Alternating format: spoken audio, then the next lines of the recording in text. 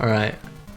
Hello guys, I'm Jayrude. I'm going to be running Croc 2 for the Game Boy Color. It's a nice Game Boy Color game. It's pretty cool. It's like a counterpart to the PC and PlayStation 1 version of the game. It mostly follows it, but it's not super accurate.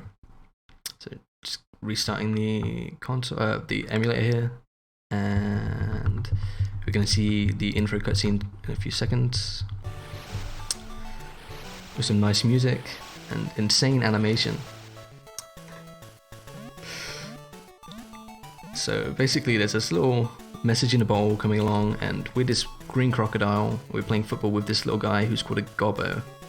We see a lot of them, and we basically got a message from our mum, and we had no idea we had a mum basically, so we're gonna go find them. So we jetpack off of the island to go search for her. It's pretty cool. So I am ready for time in 3, 2, 1, go. So this is the first village of the game. This game is split up into 4 villages. Each village is 3 quests for some gobbos, and followed by a boss battle. So this is the first village, Sailor Village. It's pretty nice and chill. So each village is themed. This is Sailor Village, like I said. So all the gobbos, like fishermen and stuff, and all the bad guys, like those things I just killed, they're Dantinis. They're all like pirates. They have like cutlasses and eye patches. So this is the first quest we're doing. We have to rescue a gobbo who has been kidnapped by some Dantinis. He's locked in a cage, so we're gonna go grab him. He's just down here.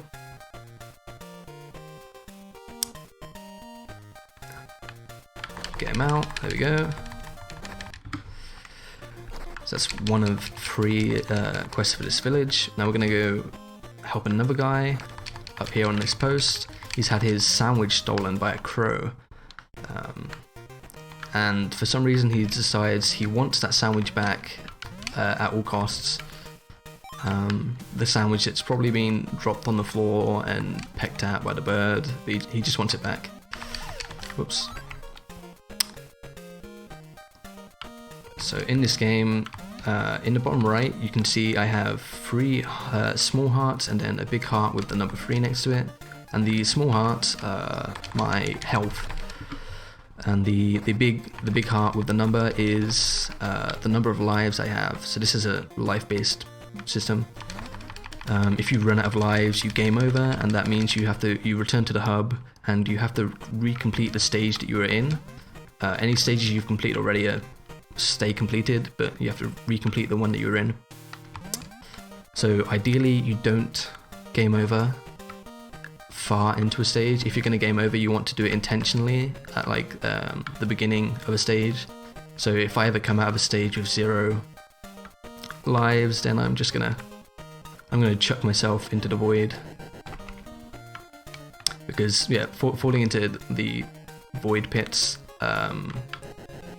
just takes a life away straight away, which is the main way we'll be losing lives. I can't imagine I'm gonna run out of HP. Yeah, so in this third quest we are helping a gobbo retrieve some treasure he's had stolen from him by the Dantinis. This first one is a medallion. We just picked it up after a simple box puzzle. This is a kids game pretty much, so the puzzles are quite simple. This is just a nice little jumping one. And I think the solution's on some sign somewhere. I'm going to grab the second treasure. It's a book. He really likes reading. It's pretty nice. I'm going to go to the third treasure. This one has a sort of auto-scroller, which is, yeah, it's super short. It's not a big deal. It also has the only lever in the game right there, which you can activate by doing a jump attack past it. All the other ones you have to go up to them and do a tail swap, but that one you can just jump at it. It's kind of nice. Oh yeah, and this auto-scrollery bit gets easier as you go. Like the first button is kind of tight, the second one is simpler, and then the third one is like it's so easy to get to. There's no way to screw up. So we've helped all of the gobbos in this village. So we're gonna fight the boss, which is a squid called Savina, and we are gonna throw explosive barrels right at her face, which is a bit mean.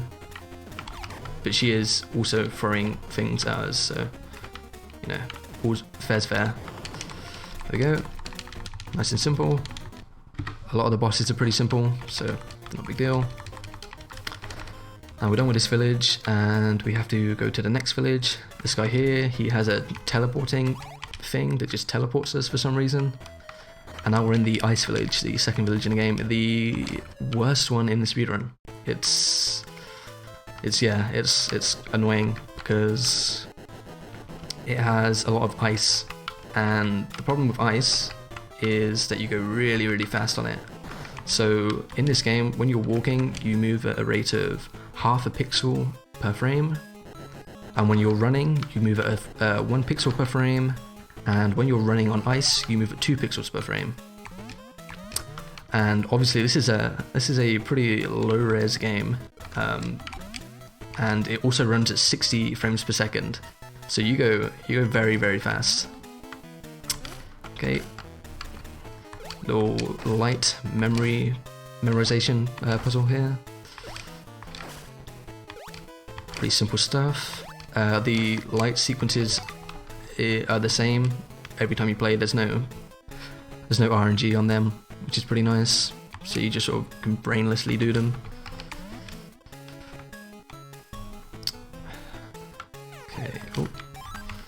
So we got for this stage we're trying to rescue a gobbo, which that happens a lot. We rescue a lot of gobbos. They're not very clever.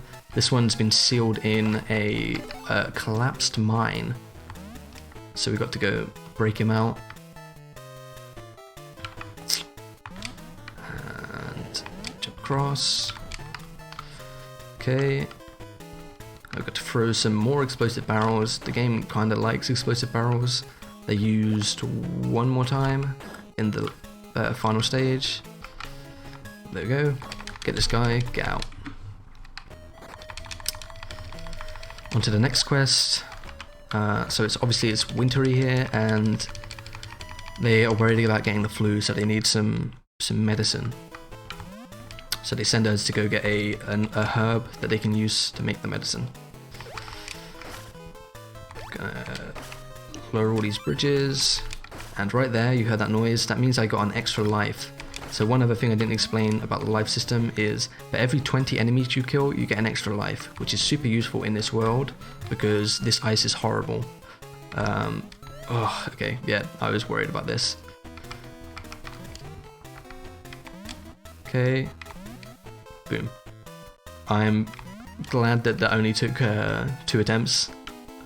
That ice is super tight to time. Like super tight, which is nice. I got it pretty quickly. Ooh. Now we have to go down here over some platforms. So we just activated this platform, so we can come over here. We're going to move a block into place. Nice. I can see some of the Croc community in the chat. Fermo and Wit. Fermo, who is a absolute beast at this game. He's so good. Like, actually insanely good. And they're posting some nice Croc emotes. Okay, so this is the herb that we needed to get. Just here. Yay. Now we get to do something fun. We are going to help this guy make his snowman better. You can see his snowman is frowning there, it's upset. So we're gonna help him find some pieces he can put on his snowman. We're gonna help him find a nice hat, some arms. Oh, I hate this room. This is the room I mentioned earlier where it's loads of ice with holes. It's really scary. But luckily there's that like mostly safe strat. Oh, I missed that ice, apparently. That's fine. And here is the first maze in the game. So these rooms, they all look the same. Oops, I almost went the wrong way. And if you go the wrong way, you get reset to the beginning of the maze. So the solution for this one is left, up, up, down, left, up, right, down. And then we're over here. Let's kill that guy. Normally I wouldn't bother trying to kill him, but I'm trying to make sure I get some extra lives so I don't need to game over. So you're going to push that block in, come around here, whoops, and grab this, like it's a bucket or something, and they use it as the hat. It's kind of cool. Push in this other box, and then that stops all the water down here, and we can grab this arm, which is just floating.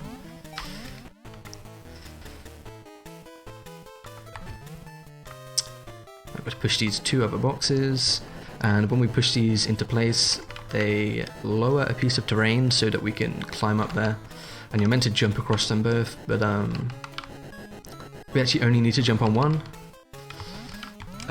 We can just do a diagonal jump. There we go, get a scarf, and now we are done with that. And you'll see the snowman now looks considerably cooler. And it's got a nice happy face. It doesn't have a nose. There's no carrot nose, unfortunately. But yeah, so now we're on the boss. This is the lava monster.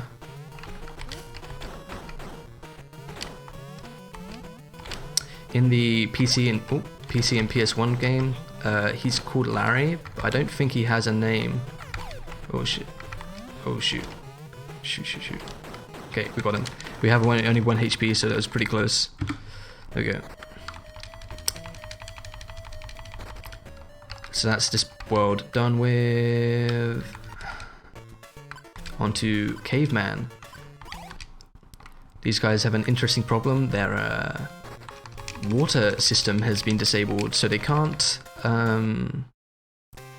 clean themselves or clean their clothes, so they smell bad. And Croc is kind of mean to them. He goes, "Oh, that's why it's so smelly here." And after we leave and we fix it, he goes, "Wow, now you can have a shower and not stink anymore." He's a bit mean to them about it. This is the exact same solution as the equivalent puzzle from the first village.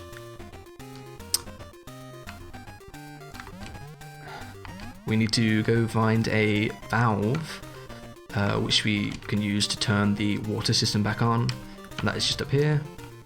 Now, if I was doing a PB attempt, there's a whoops. There's a death abuse you can do here. So, did I explain death abuses? I may have done, but you can die to this guy here after grabbing this, and it'll teleport you back to the start of the room, and you'll keep the valve in your inventory, and it saves a little bit of time. There's like a few of them you can do, but I don't do them just because I kind of want to keep as many lives as possible, so I don't have to risk gaming over. Okay, here's the water system, turn it back on. You can run away from this cutscene and then it doesn't end. So we don't want to do that because it loses time, obviously. So it goes, phew, you should go take a shower as soon as possible. So now we're helping them with another problem. They have a lot of lava here, as you can see.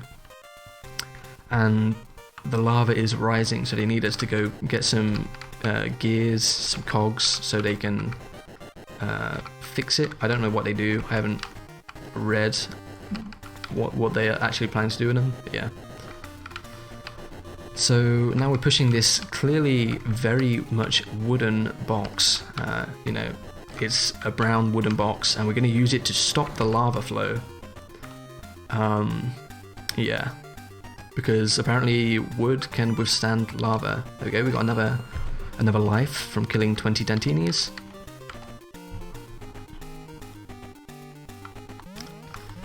Jump across over here, and I'm going to attempt to do a pretty... Okay, well, I died. It's fine, I can just try again. This is a pretty cool jump, looks cool. Okay, well, I hit the gem, that's not a big deal. Oh my god, I died again. That's fine.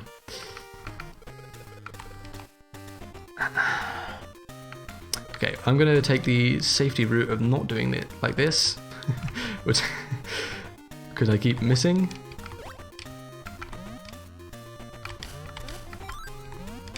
Ooh, okay. So I'm actually going to now do a death abuse, a game over on the next after completing this stage, because I have 0 lives. I shouldn't die there so much, but I did because I'm bad, and I don't know why I picked that up because yeah. So this is another maze. The solution here is right, up, right, up. So now we're going to go up, then right, and then up again. Oops. Now we have a little jumping puzzle. It's pretty easy, you just jump on the sticking out one, I guess. I don't know how to refer to it. There we go, we've got the final cog. Wait, did I miss a cog? I missed a cog somewhere. This is awkward.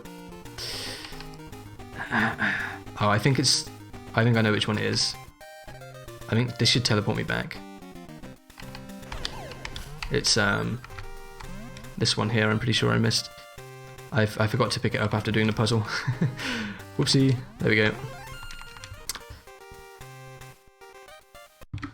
Okay, and now I'm going to quickly go back in there and jump in this lava, and this will game over me, which is fine. Restores me back to 3 lives. Now in we go. We're gonna help this guy get his little robot toy. There's a frame perfect jump here which skips coming across these platforms, but it's frame perfect, and if you fail it you lose a life, so no thank you. There's also a jump you can do that skips looping around like this, but it's also fairly tight, so I'm not going to do it, because again, if you fail it you lose a life.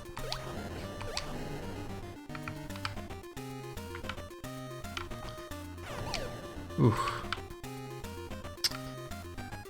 Okay, and then this is the final one. This is a exact opposite of the first maze puzzle. The first one is left, up, up, right, down. This one is right, down, down, left, up. There we go. Grab this little collectible. These are used in 100%, I believe. To collect these things called golden gobbers, but we don't need to worry about it because we're not doing 100%. So now we're going to fight the boss of this stage, of this world. Pretty easy, we just run over to him and slap him a bunch with our tail. The guy on top of him always misses pretty much, as long as you're like central, he can't hit you. There we go. Beating him, and now we are on to the final village in the game, which is Inca Village. And everyone here doesn't like you. They're really rude to you if you try and speak to them. Apart from this guy, like the guy up top, he tells you like you're a nobody. I don't care about you. I don't need your help. Is pretty much the gist of what he says. It's kind of mean. So we're gonna help this guy. He wants us to deliver a letter to his crush, pretty much. And we're also in this mission we're gonna skip doing a puzzle, which was to the south east of the room we just came out of, because it takes quite a long time. So we're gonna just skip doing it. What it does is it places a piece of geometry down that you're meant to jump to, but you can do a diagonal jump to jump to a later piece and just skip it. It's pretty nice. Another little maths puzzle here, fairly simple once again. It's a kid's game, so this is 8 and 4.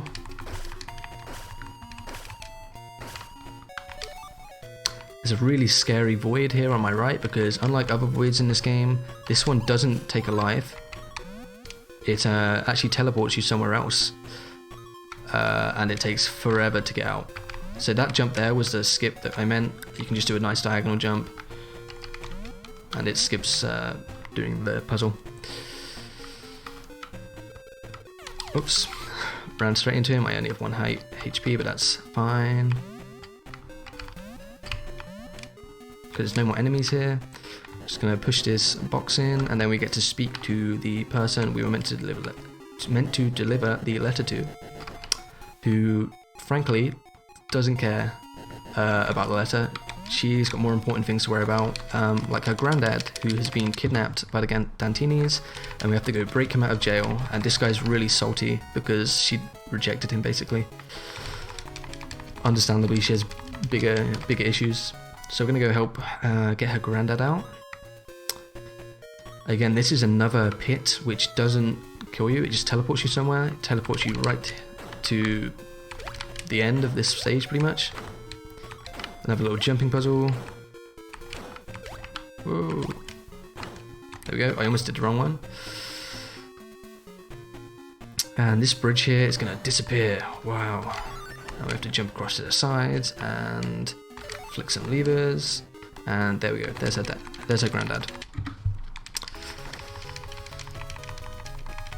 So this is the mayor. He's apologising because the Dantinis are rude. The Gobbos were rude to us earlier, and he asked us to get some gems which are part of this statue. You can just see at the bottom there. So we're gonna go grab that, and then we will be on to the final boss.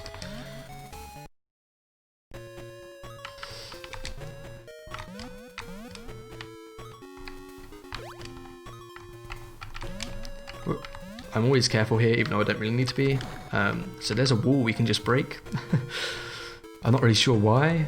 I don't think it's ever talked about or like mentioned anywhere, but you can just break through that wall. It's really sick. I think the task for this game is from before that was known, so it doesn't have that. It's kind of epic.